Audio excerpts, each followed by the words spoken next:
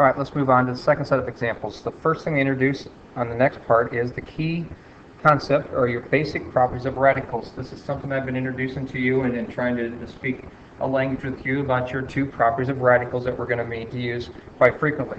One is a product and the other one is a quotient property. I'm sure that you've heard, I don't know if you remembered or not, but I've been trying to get you to say this, and I've been repeating it so that we can connect it later on to your logarithm rules because they sound quite a bit alike. But here's the product rule. It says if we have the product of two nth roots, we can write it as the nth root of a product.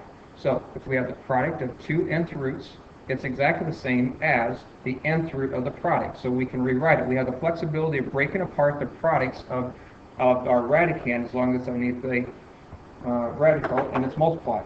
The same thing with our quotient property, only the language is a little bit different. If we have the quotient of two nth roots, we can rewrite it as the nth root of the quotient. So rather than writing it as two radicals, we can write it as one. So rather than two radicals with a quotient, we can make it the quotient of one expression and then take the nth root. So those are the properties that we were using and utilizing. We're going to come back and look at those as well. I've also highlighted something else that's fairly important, and this seems to be one of the most confusing issues for students in this lesson, and that is when you find an even root, let me highlight some of these words, even root of an even power, and the result is an odd power, you must use the absolute value. And the reason that we're going to do that is because when you have a number that is raised to an even power, you're guaranteeing that it's positive. So here's a direct application and an example right away. We have the sixth root of n to the 18th. Now we are taking an even root. Let's come back and look at this. This is an even root of an even power.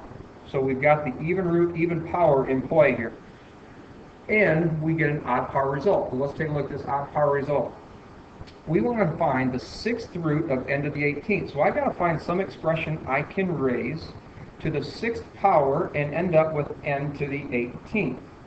What would I raise to the sixth power to get n to the 18th?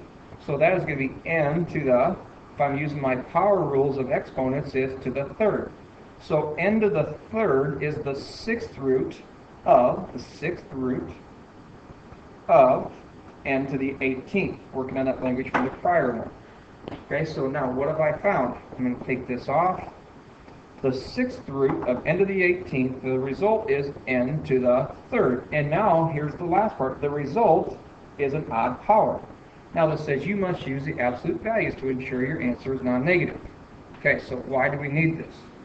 Come back to what kind of answer do you know that n to the 18th is? What kind of a number would this be? Well, that would guarantee that we have the sixth root of a positive number. If we have the sixth root of a positive number and we want the principal square root, or the principal sixth root, then it has to come back positive. That's what the absolute value signs here are ensuring, that we will guarantee an answer that is positive.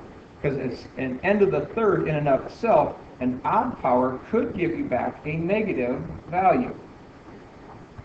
So we're ensuring that they're going to be positive with those absolute values. So that's what we got to work on, identifying that and utilizing that and keeping track of those values there. So, all right, so here's another example of this. We have the fourth root, which is an even power, of 81 times the quantity a plus 1 to the 12th. So let's see if we have this. Do we have an even root? Yes, we do. Do we have an even power? Yes, we do. Here's an even power. And we got to see if we get an odd result. Now the 81 can't be confused. 81 is from the very get-go positive. So if I take the fourth root of 81, we know we want the principal root of a positive 81, which is a positive 3. That's not in contention. Now we want to say, what is the fourth root of a plus 1 to the 12th? So what do I take and raise to the fourth power to end up with a plus 1 to the 12th? So I need to find, well, obviously this better be a plus 1, but raised to the, again, use your power rule, third. So what our root is a plus 1 raised to the third. A plus 1 to the third is the fourth root of a plus 1 to the 12th. But because this comes back as an odd power, we've got to make sure that it stays positive, so my final answer is 3 times the absolute value of a plus 1. The absolute values will end up taking the place of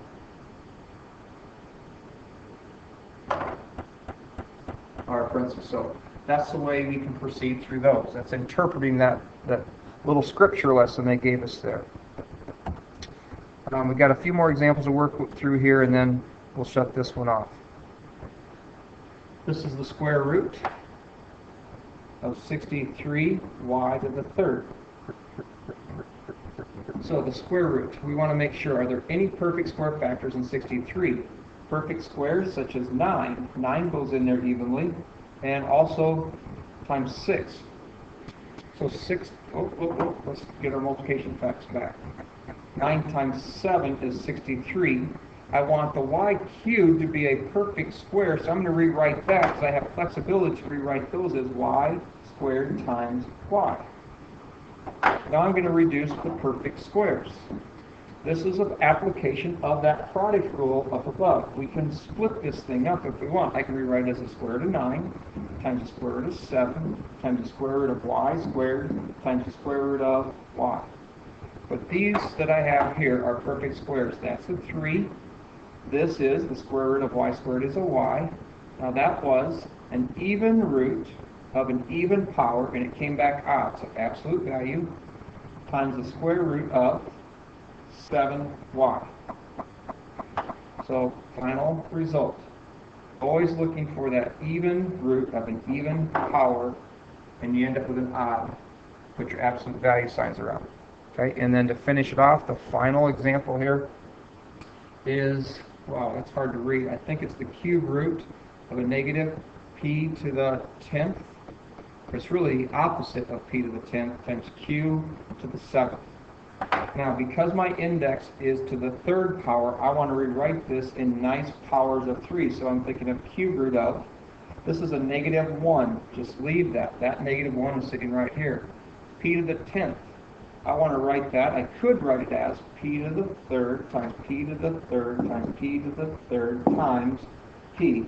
But I would prefer to write it in a little shorter notation times p to the 9th times p. I just want this number to be divisible by 3. And then also the q to the 7th. Again, I could write it as q to the third times q to the third times q. Now that would give me 7. Or I could say this is q to the 6th times q. And now I can go ahead and simplify. Rather than write this all out, what is the cube root of a negative 1? Simply a negative 1. So I'm going to write that out. What is the cube root of p to the 9th? That is p to the 3rd. That's a perfect cube. That's a perfect cube. Q to the 6th is a perfect cube. The cube root of q to the 6th is q squared. The rest of these things, the p and the q, are not perfect cubes, so they have to stay underneath the radical. So it's the cube root of p times q. Okay, and this was an odd root, so that rule that we were looking at, there's really no reason to worry about whether they come out positive or negative. No absolute value signs are required or even needed. So there's hopefully some insight and some guidance to help you through your assignment there. I'll post these, and you guys can use them as you like, and then we can answer questions about it.